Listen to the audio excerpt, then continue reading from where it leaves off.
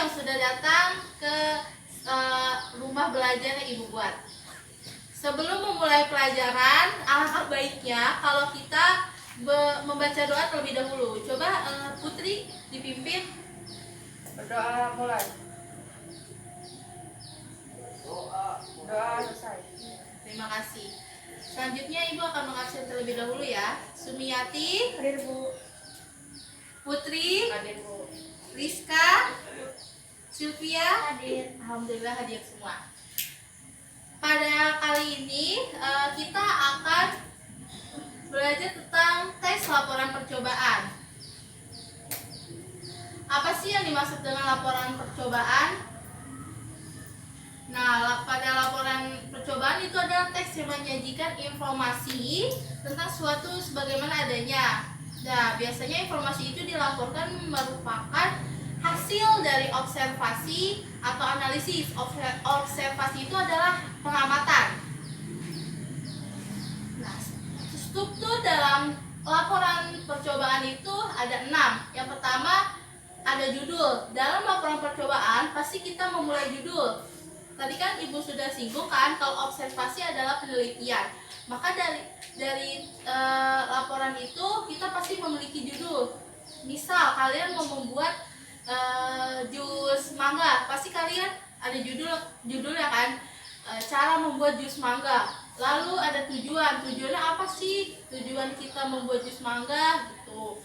Lalu ada alat dan bahan, kalian sebutkan alatnya apa yang dipakai untuk membuat jus mangga, bahannya apa yang dipakai untuk membuat jus mangga. Lalu ada langkah-langkahnya. Langkah-langkah ini kalian jelaskan. Misal pertama harus membeli mangga, lalu dikupas atau sebagainya. Lalu ada hasilnya apa? Kita jelaskan, kita deskripsikan atau kita gambarkan. Lalu kita memberikan kesimpulan bahwa misal bahwa jus mangga ini sangat sehat karena bla bla bla gitu. Kita akan simpulkan. Selanjutnya ada ciri-ciri laporan percobaan. Ciri-cirinya pertama objektif. Dalam laporan percobaan teks sifatnya itu adalah objektif. Lalu yang kedua ada fakta, berdasarkan fakta. Kita nggak boleh ngarang, kita harus berdasarkan fakta laporan percobaannya itu. Lalu lengkapnya itu harus lengkap dari strukturnya tadi. Selanjutnya ada kaidah kebahasaan laporan percobaan. Nah, kaidahnya itu yang pertama harus menggunakan kata tugas, hubungan logis seperti ketika, maka, dan seterusnya. Terus menggunakan kalimat aktif, menggunakan kata kerja aktif untuk menggambarkan proses dan aksi. Di prosesnya ini langkah-langkah. Lalu menggunakan sinonim dan antonim dan menggunakan kata bilangan. Lalu ada langkah-langkah membuat teks laporan. Yang pertama itu menulis hasil laporannya. Kita harus menulis nih hasil laporannya apa. Lalu menulis strukturnya. Jadi sebelum saat kita membuat teks laporan percobaan, kita harus menulis dulu nih di kertas struktur dalam laporan kita tuh apa. Lalu mengembangkan kerangkanya menjadi sebuah teks. Misalnya kalian cuma menulis strukturnya, alatnya menggunakan alat blender, bahan mangga. Nah, disitu kalian kembangkan menjadi sebuah teks. Tahap pertama dalam membuat jus mangga adalah kita harus membeli mangga, terus menggunakan blender untuk menghaluskannya. Kayak gitu kalian kembangkan lagi menjadi sebuah teks. Nah, di sini ibu ada contoh dari teks laporan percobaan.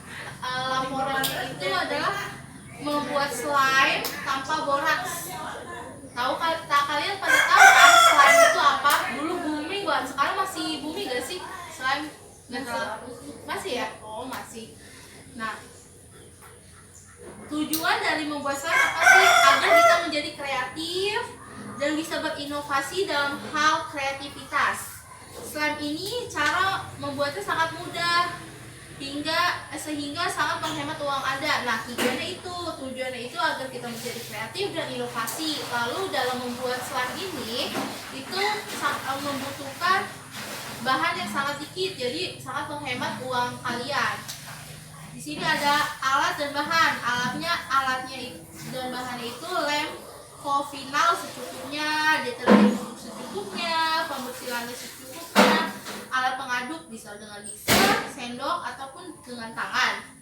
Ada air secukupnya, deterjen cair secukupnya, wadah tempat slime berupa baskom dan air, berupa baskom atau lainnya. Nah, alatnya sangat simpel kan, maka tujuannya itu benar, sangat menghemat uang Anda itu benar, karena ini bahan-bahannya tuh sangat mudah sekali, yang maksudnya pasti ada di rumah kalian gitu kan. Langkah-langkahnya, coba Rizka baca langkah-langkahnya.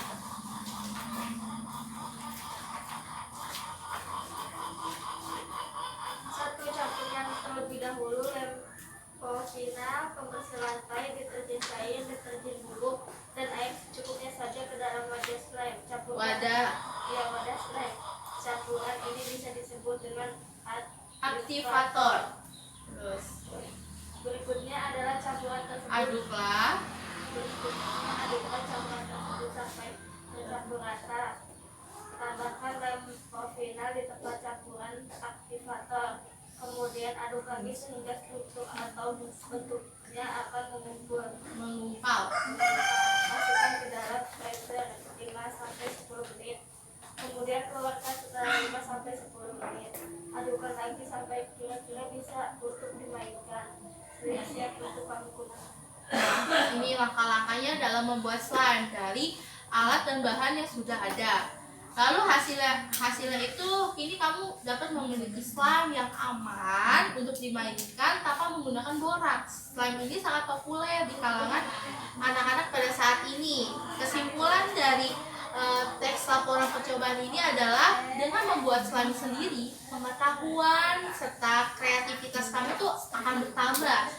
Di sisi lain juga kalian dapat menghemat uang dan mendapatkan slime yang lebih aman jika terkena kulit karena tidak mengandung boraks.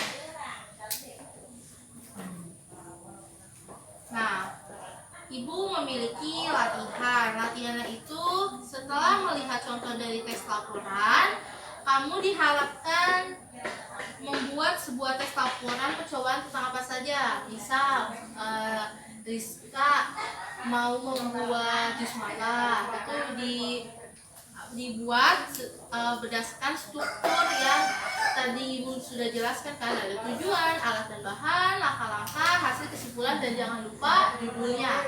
Lalu misal Putri mau membuat ajutan tangan gitu, itu bisa Putri bikin judulnya dulu, lalu Putri menulis strukturnya, lalu Putri kembangkan lagi strukturnya itu menjadi sebuah teks. Lalu Sumi ingin membuat apa, Sumi? Sebelah bisa, jangan lupa dikasih judulnya, misal judulnya tuh yang menarik, sebelah pelangi gitu. Nggak ada kan? Menarik, nanti menarik para pembaca untuk membaca, wah apa ini sebelah pelangi gitu. Dan kalian bisa kalian bisa masukin step-stepnya itu, langkah-langkahnya itu, laporannya itu ke dalam Google. Lumayan kan? Kalian punya kreativitas gitu. Lalu Sylvia misal mau membuat apa? Puding. Nah, itu Kak Sylvia buat dulu. Judulnya tuh yang menarik, benar-benar menarik untuk menarik para pembaca gitu. Dan Kak Sylvia tulis strukturnya apa, tujuannya apa, alat dan bahannya apa, langkah-langkahnya apa, hasilnya apa, dan jangan lupa kalian sisipkan kesimpulan dari laporan yang kalian buat. Nah, itulah pembelajaran kali ini. Kurang lebihnya Ibu mohon maaf. Mari kita tutup kelas ini dengan membaca hamdalah.